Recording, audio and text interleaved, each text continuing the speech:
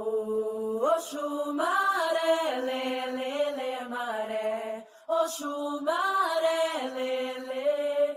Oxu maré, lê, lê, lê, maré. Oxu maré. Nossa terra tem cruzeiro, tem canto e sabiá. Tem também testemunho dos negros que souberam em renúncia, com vigor, das algemas se libertar. Os filhos da África, por desígnios divinos, vieram a alma brasileira moldar, com mansidão, força e trabalho. Transformaram tortuosas linhas em redentora pedra angular. O colonizador dominou em hegemonia, fez comércio para muitas riquezas buscar. No vale das ganâncias se desequilibrou para os combates e a morte encontrar. Em ruínas morais se perdeu a nobre casa de Avis, marcando com sangue e sofrimento desditas, reencarnatórias pueris. Sobre ombros flagelados e cativos, viu a África seus filhos chorar. Mas com os valores de Aruanda, os negros vieram no Brasil educandário o amor e a humildade implantar. Oxu maré, lê, lê, lê, maré. Oxu maré, lê, lê, lê. Humberto de Campos inicia esse capítulo, né, recuperando a ideia desses encontros pontuais que Jesus manteve com seus prepostos, especificamente no caso do Brasil com Ismael.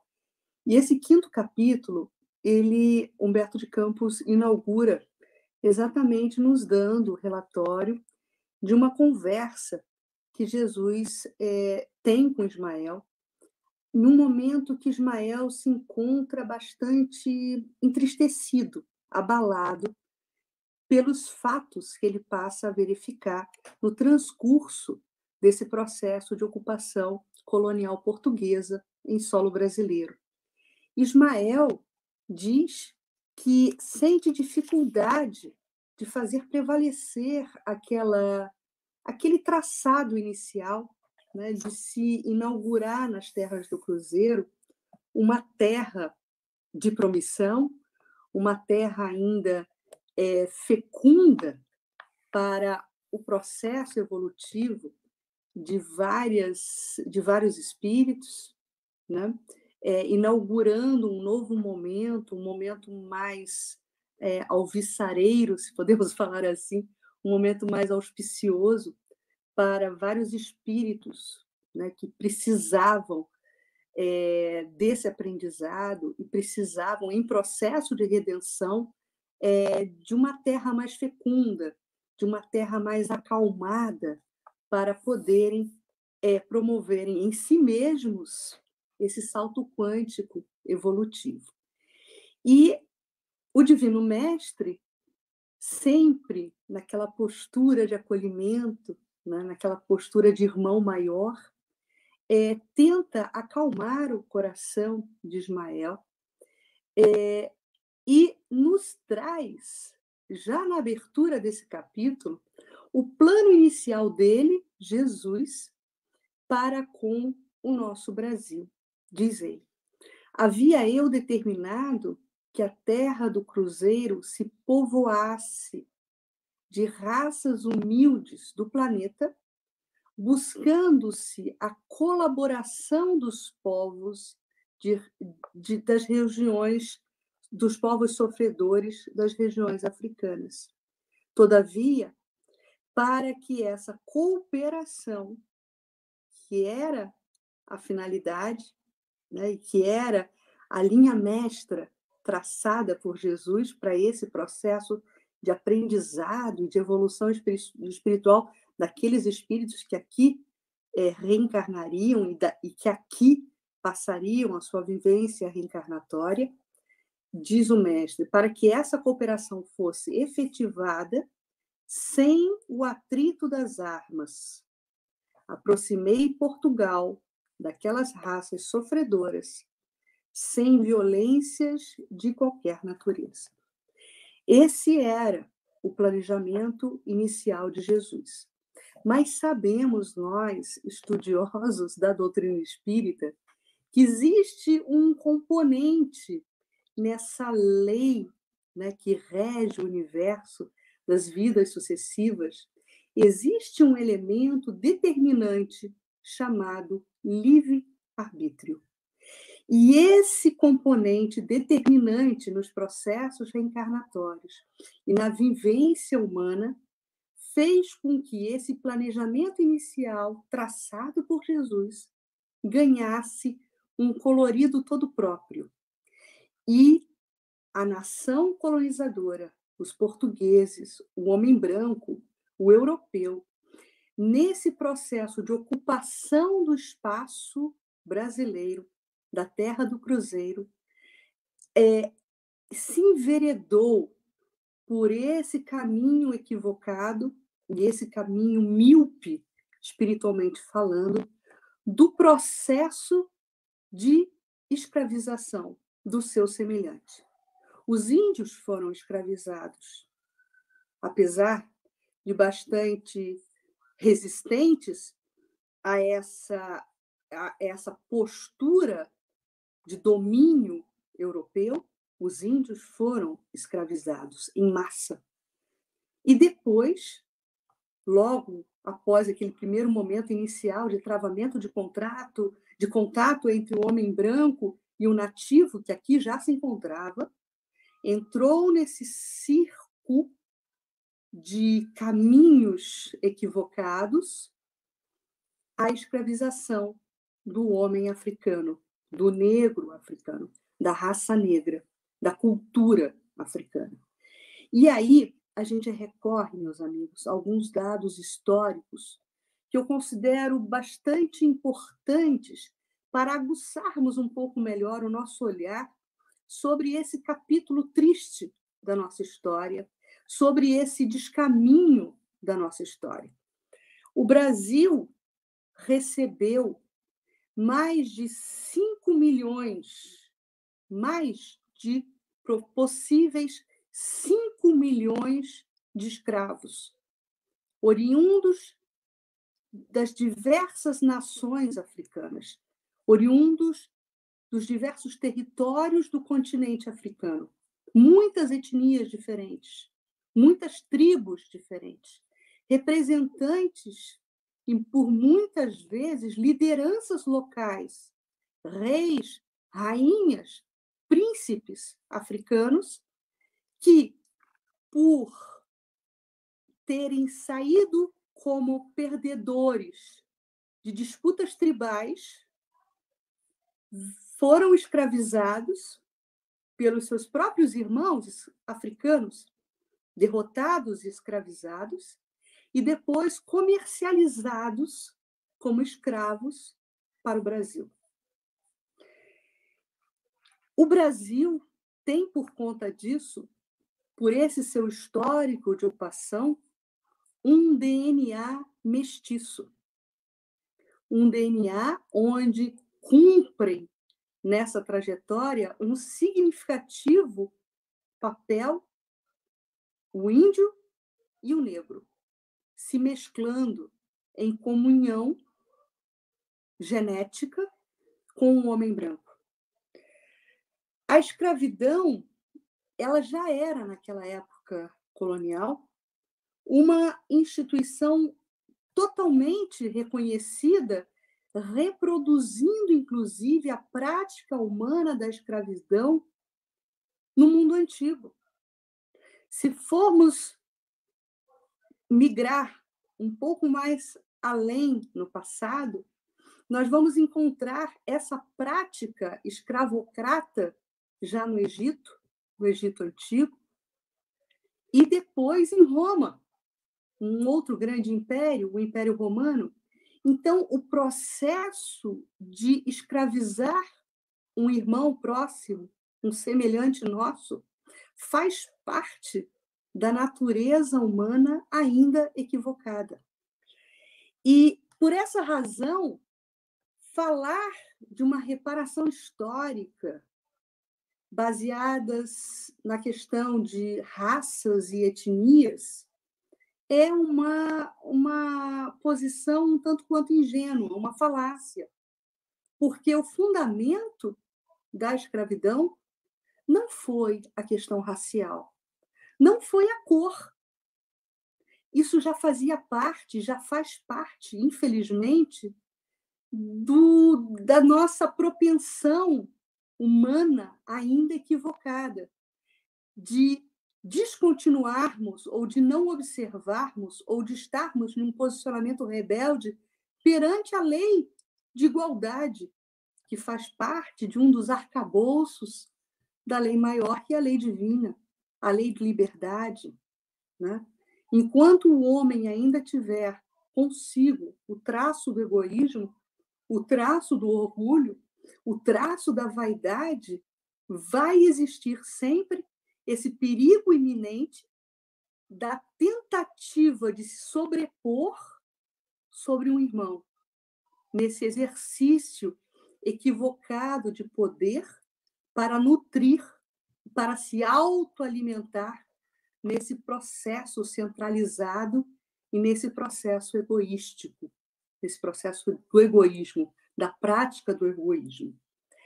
A cultura escravocrata começou a mudar, né, nesse processo de tendência humana, a mudar quando os cristãos fizeram um acordo, um pacto entre si, de que, no caso de uma guerra, um cristão, após essa guerra, não faria outro cristão de um escravo. E a exceção a essa regra, tínhamos no cenário, né, desses pós-combates, desses cenários pós-guerra, o muçulmano, né, ainda tentando escravizar o cristão. Mas havia esse pacto, os cristãos eles não se escravizavam mais mutuamente. E aí existem várias situações históricas que eu posso citar aqui como exemplo, como a própria reconquista da Península Ibérica, onde havia ali todo um pacto, né, entre lideranças europeias de não adotarem mais essa prática do pós-guerra de um cristão escravizando o outro. E também existia, na Idade Média, né, uma regra monástica, uma regra disseminada e exercida pelos monges, né, dos mosteiros medievais, que dizia ora et labora, que quer dizer, né, orar e laborar, orar e trabalhar, rendendo homenagens a esse processo de que o homem nobre, o homem temente a Deus, é justamente aquele que opera, é aquele que labora, é aquele que trabalha. E essa questão da Idade Média, ela vai repercutir, inclusive, no comportamento colonial, né? Entendendo que todo aquele homem ou toda aquela mulher que se dedica ao trabalho está sendo, em relação a Deus, uma pessoa justa, uma pessoa boa, porque está laborando. E também é uma grande falácia, e talvez seja uma grande ingenuidade quando nos debruçamos sobre o processo da escravidão, principalmente aqui no Brasil, da forma como ela foi desenvolvida, o entendimento de acharmos que os senhores de escravo não tinham os escravos como sendo coisas ou como sendo simples objetos. Não, eles eram encarados como pessoas não, digamos assim, não equiparadas aos seus senhores, mas havia, em relação a eles, né, uma visão de um irmão em cristandade, um irmão que precisava, inclusive, ser batizado. Havia essa regra. Todas as crianças, a igreja impunha que todas as crianças escravizadas precisavam, todos os seus senhores de escravo, precisavam batizar os seus escravos. Ninguém batiza um animal, né? Então, essa visão meio que teatralizada que os senhores de escravo viam os escravos como animais, isso é algo que foi maximizado, né, por esse olhar distraído de alguns que interpretam a história. O escravo era considerado uma máquina de trabalho e era considerado a ele, e era dado a ele algum mérito por isso. O escravo não era considerado um animal, mas o orgulho e a vaidade desse homem colonizador, o orgulho e a vaidade e o exercício desse orgulho e dessa vaidade fazia com que essa relação fosse uma relação desastrosa. Essa relação entre o escravizador e o escravizado fosse algo que traduzisse as mais terríveis propensões humanas, né? A escravidão africana, ela começa no Brasil no século XVI. Os primeiros navios negreiros, né, com a mercadoria negreira, desembarca aqui no litoral brasileiro por volta de 1530, aproximadamente, né? O interesse pela escravidão era financeiro, não era um interesse racial. Os negros, eles não foram escravizados por conta da sua cor de pele. Eles foram escravizados por toda uma contingência particular, né? Toda uma situação particular por conta das tribos africanas que viviam em guerras. E esses vencidos dessas guerras eram, né, pela cobiça humana, vendidos e comercializados como escravos. Os próprios africanos vendiam os seus irmãos em nação como escravos, né? Não era o homem branco que simplesmente invadia o território africano, subtraindo do território africano africanos. Não era bem assim que acontecia a história. Havia a conivência dos seus próprios irmãos da própria raça. Para vocês dimensionarem o quanto pode ser maximizado essa questão da cobiça, a questão da ganância humana, né? Então, a escravidão, ela foi fruto e foi consequência de uma cobiça humana. Era tido como um grande comércio lucrativo. O negro vendido na costa africana era uma força de trabalho barata, já acostumada com a agricultura, com o processo da mineração. Então, vejam vocês que os primeiros grandes ciclos econômicos do Brasil foram marcados, já falamos aqui no programa, sobre o pau-brasil. Logo na sequência, tivemos o ciclo da cana-de-açúcar, né? As usinas, os engenhos, usinas é mais para hoje em dia, os engenhos açucareiros do Nordeste do Brasil. E depois tivemos o ciclo da mineração, o ciclo do ouro, quando começam a despontar as primeiras vilas, né? Vilas das Minas Gerais. E o negro africano, agricultor, minerador, ele já aporta na nossa nação, aporta no nosso Brasil, com um componente muito interessante para aqueles senhores de escravos, para aqueles senhores de terras, porque o negro ele já era habilidoso, o africano já era habilidoso na agricultura e já era habilidoso também nesse processo da mineração. A escravidão, meus amigos, foi o principal componente do sistema econômico brasileiro durante aproximadamente 400 anos.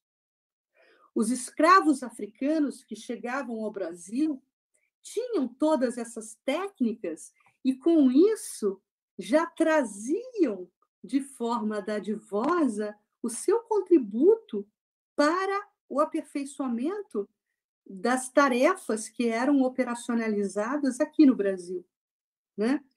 Para localizar as minas, cavar as minas, técnicas que eram desconhecidas até aquele momento pelos europeus. Então, mesmo sob a injunção da escravidão, o homem negro, o homem africano, ele já chega no Brasil colaborando para o aprimoramento e para o progresso desse processo econômico, né? Eles sabiam tecer, as manufaturas eram, nesse momento ainda inicial, colonial, proibidas, mas era facultado aos escravos e aos negros o exercício da tecelagem, algo que eles já dominavam desde a África. Então, eles já trazem as suas qualidades artesanais, né, as suas especificidades culturais, para irem enriquecendo esse amálgama de raças que é o nosso Brasil. Características da escravidão brasileira, né? Os primeiros africanos começaram a chegar, como eu falei, por volta de 1530, 1550, né? Trazidos por meio, né, dos horrores do tráfico negreiro. O aumento da demanda de mão de obra levou justamente à prosperidade, né, esses comerciantes de escravos, né? A escravidão no Brasil, ela sempre teve esse componente da possibilidade da alforria.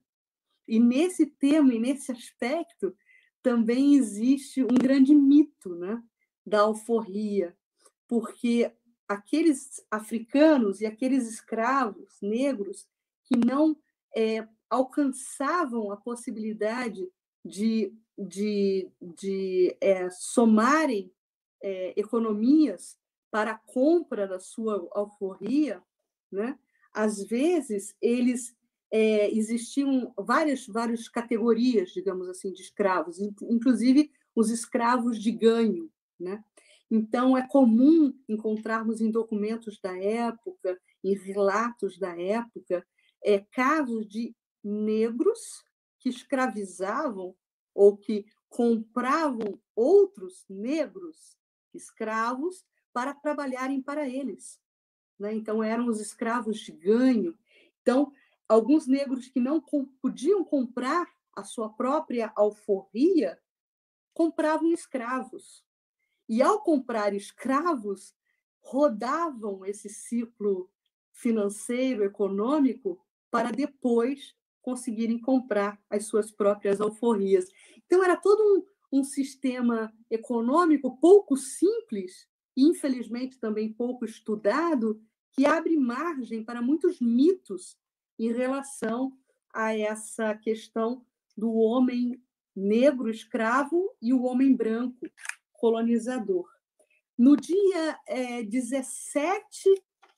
no dia 13 de maio de 1888, ocorre, então, né, como clímax, né, como culminância desse processo da escravidão no Brasil, a Lei Áurea, né, a assinatura da Lei Áurea pela Princesa Isabel, né, libertando, determinando, chancelando, finalmente, a liberdade de todos os escravos. Então, essa data áurea, essa Lei Áurea, ela acontece em 13 de maio de 1888. Mas, para vocês verem como um processo, né? É sempre um processo de transição para um estado melhor. Então, nada dá saltos na natureza, e com a história também não foi diferente.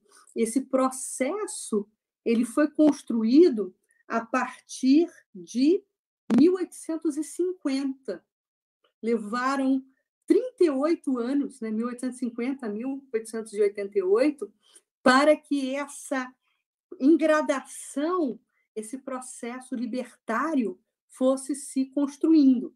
Em 1850, acontece a Lei Eusébio de Queiroz.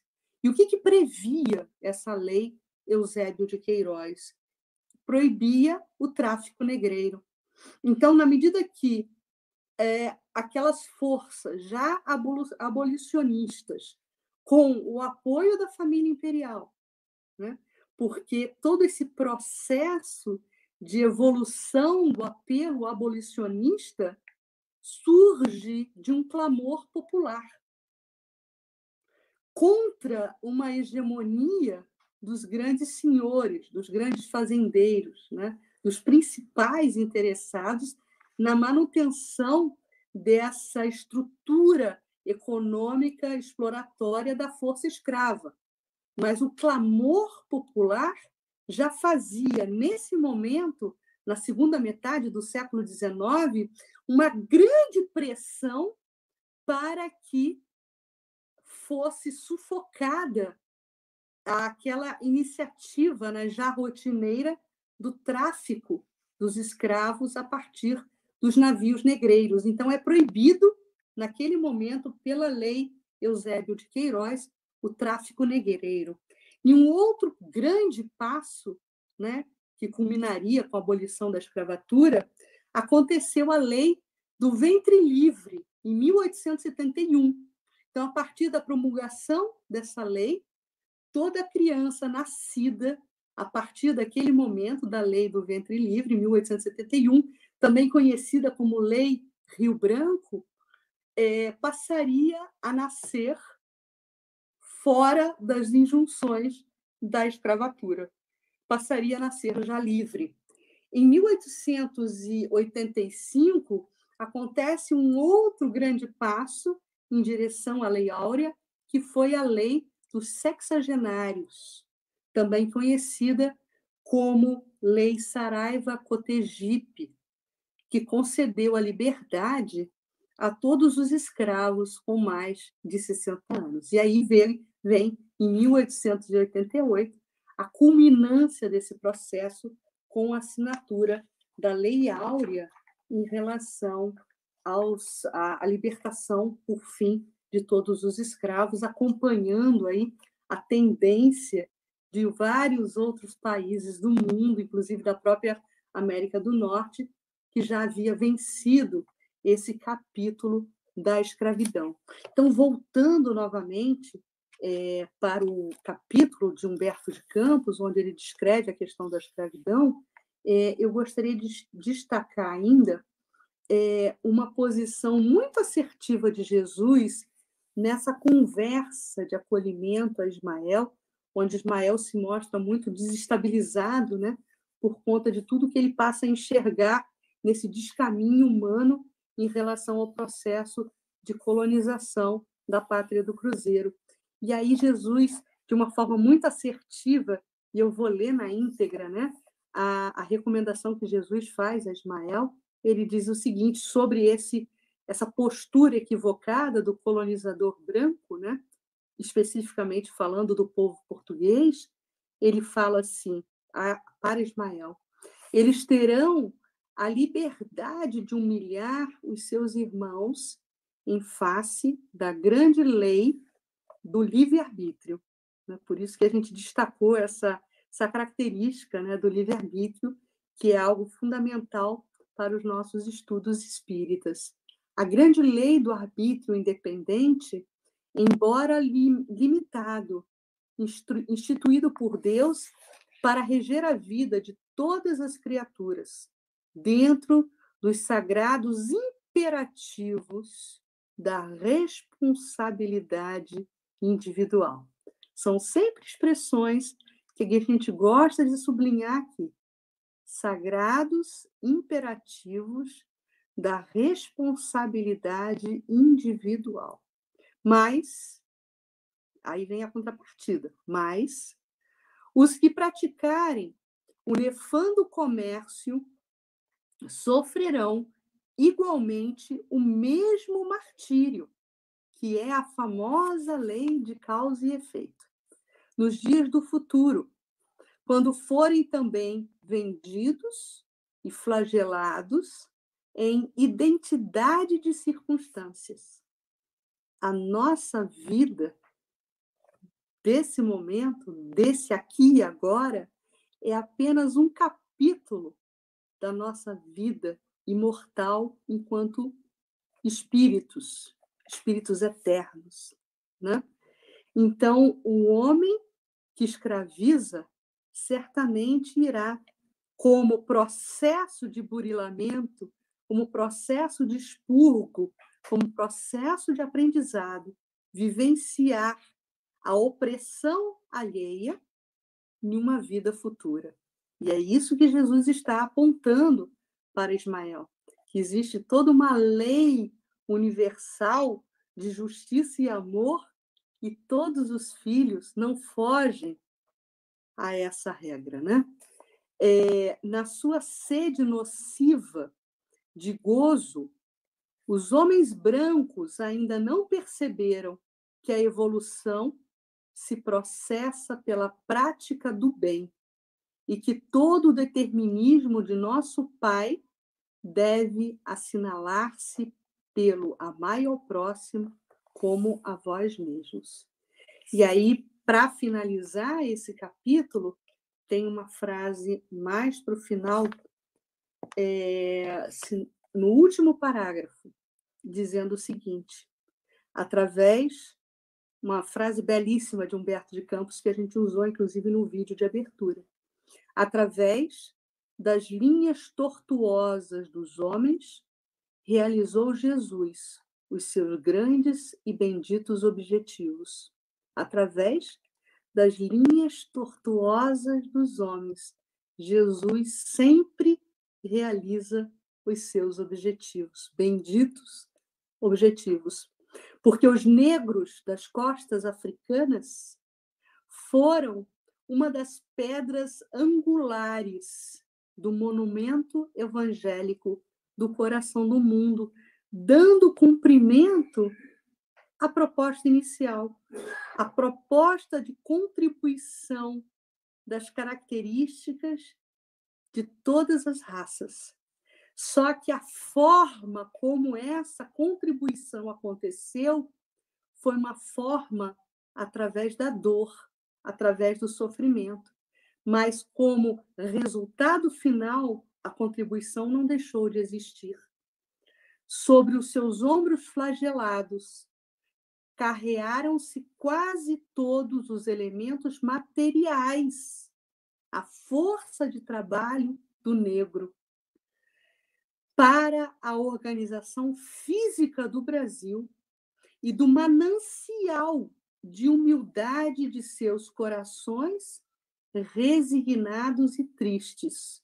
Nasceram lições comovedoras, imunizando todos os espíritos contra os excessos do imperialismo e do orgulho injustificáveis das outras nações do planeta, dotando-se a alma brasileira dos mais belos sentimentos de fraternidade, de ternura e de perdão.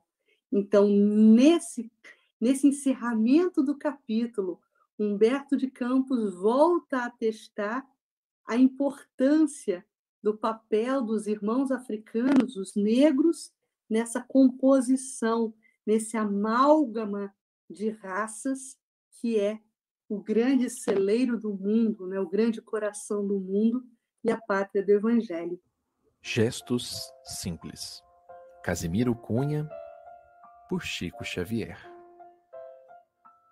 Não te proclamas inútil porque te falte vintém. O amor espontâneo e puro é a fonte de todo o bem. Se o desejo de ajudar é a força com que te afinas, resguarda-te na humildade, olha as coisas pequeninas. Toda delonga no auxílio é como luz que se atrasa, na exaltação do melhor, começa da própria casa. A queixa dos entes caros traz a bênção da esperança, suporta com paciência o choro de uma criança. Se um parente vive errado, dá-lhe a vida estranha e louca, a prece no entendimento e a caridade na boca. Lava o prato que te serve, compõe a roupa da mesa, toma a vassoura e protege a formação da limpeza. Na indiferença da rua, por mais pressa em teu caminho, estende o braço ao enfermo que segue triste e sozinho. Atravessando a calçada, coopera em favor do asseio e desloca todo entrave que perturbe o passo alheio. Estira a semente amiga no extenso lençol do chão, envolvendo a própria estrada em vida, perfume e pão. Articula onde estiveres, verbo doce e cristalino, duas frases de bondade elevam qualquer destino. Não ouvides que Jesus, o mestre da redenção, trouxe a luz do céu à terra no ouro do coração.